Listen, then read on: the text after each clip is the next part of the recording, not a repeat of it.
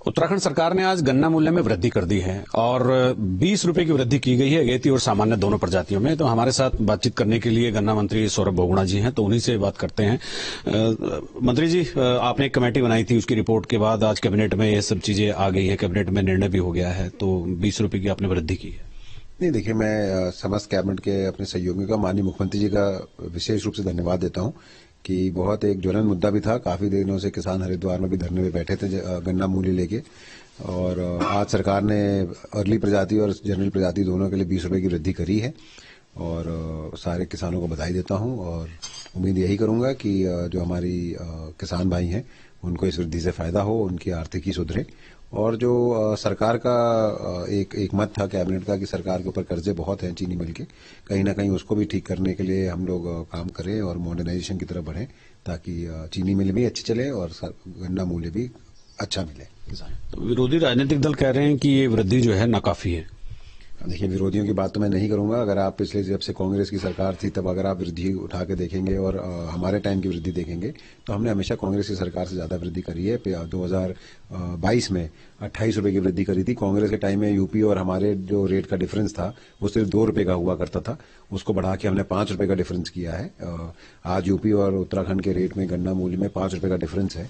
तो कांग्रेस का समस्या यही है कि तथ्यों पे पहले अपने कार्यकाल के डिसीजंस को पहले रिव्यू कर ले, दूसरों पे सवाल उठाने से पहले। तो गन्ना भुगतान में हम मतलब किस जगह हम खड़े हैं, कितना भुगतान? बहुत अच्छा भुगतान चल रहा है। अगर आप किसी भी किसान से पूछेंगे अजीत भाई, तो आपको पता चलेगा इस वक्त हम लगभग जो सरकारी चीनी मिले हैं वो पराई सत्र के दौरान ही हम लगभग 90 करोड़ के ऊपर का पेमेंट कर चुके हैं किसानों का, और उसके साथ ही साथ जो हमारे प्राइवेट चीनी मिले हैं वो लगभग 400 करोड़ के ऊपर का पेमेंट कर चुकी हैं।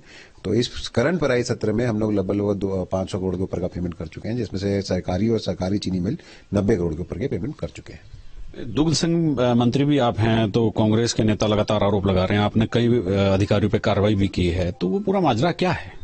नहीं, देखिए, मैंने उस दिन भी प्रेस में ये बात कही थी कि जल्दबाजी में कांग्रेस के माध्यम से एक इंक्वायरी कर दी गई है, एक प्रेस कॉन्फ्रेंस कर दी गई है। दुग्ध संघ का बहुत सिंपल मामला था कि हमारे कुछ भारतीय जनता पार्टी के कार्यकर्ताओं ने दुग्ध संघ नैनीताल में कुछ गड़बड़ियों के ऊपर एक लेटर लिखा था, जिसको माननीय मुख्यमंत्री जी के माध्यम से कमिश्नर कुमाऊं की जांच बिठाई गई थी। कमिश्नर कुमाऊं ने 6 बिंदुओं पर अपनी जांच दी, जिसमें से 3 तथ्य गलत पाए गए, 3 तथ्य सही पाए गए। उन्होंने वो रिपोर्ट माननीय हमारे विभाग को प्रेषित कर दी। हमने राइट टू हियरिंग के तहत जो जीएम थे उनको एक कारण बताओ नोटिस इशू किया, और कारण बताओ नोटिस में स्पष्ट लिखा कि ये आपके खिलाफ एक जांच आई है, इसमें आपके खिलाफ एक्शन क्यों न लिया जाए, इस पे आप हमको अपना जवाब दीजिए। जीएम ने हमसे 7 दिन का एक्सटेंशन मांगा। 10 दिन का हमने उनको समय दिया था, 7 दिन का एक्सटेंशन उन्होंने और मांगा। उनकी सेहत तब ठीक नहीं थी, तो 7 दिन का एक्सटेंशन उनको दिया गया। इसी के बीच में जो शिकायतकर्ता थे वो इस रिपोर्ट को लेके माननीय हाईकोर्ट में उन्होंने दायर कर दी PIL।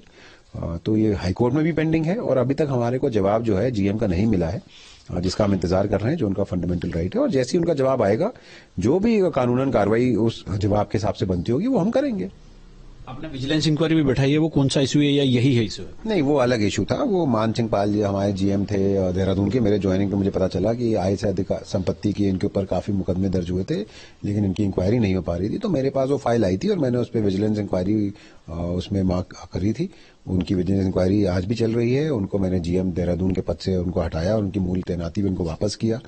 उसी के साथ साथ हरिद्वार में आपको मालूम है एक हमारी जांच बैठी थी, उस जांच की रिपोर्ट जो जिस अधिकारी ने प्रेषित करी वो रिपोर्ट गलत थी, तो उसको हमने सस्पेंड करते हुए, जो जिले का अधिकारी था उसको सस्पेंड करते हुए, और जिस व्यक्ति ने जांच रिपोर्ट दी थी उसको भी हमने उसके ऊपर भी कार्रवाई करी। उसके साथ साथ जो हमारे मेलामाइन की बात आई थी दूध में, तो उस वक्त जो हमारे दुग्ध संघ के जीएम थे देहरादून उनको सस्पेंड कर दिया गया, और जो हमारे एडी थे गढ़वाल के उनको यहाँ से ट्रांसफर कर दिया गया। तो लगातार हमारा विभाग बहुत स्पष्ट रूप से काम कर रहा है। हम लोगों ने पारदर्शिता के रूप से काम करना हमारा विश्वास है। माननीय मुख्यमंत्री जी का जो मॉडल है जीरो टॉलरेंस टुवर्ड्स करप्शन, उस पर हम काम कर रहे हैं।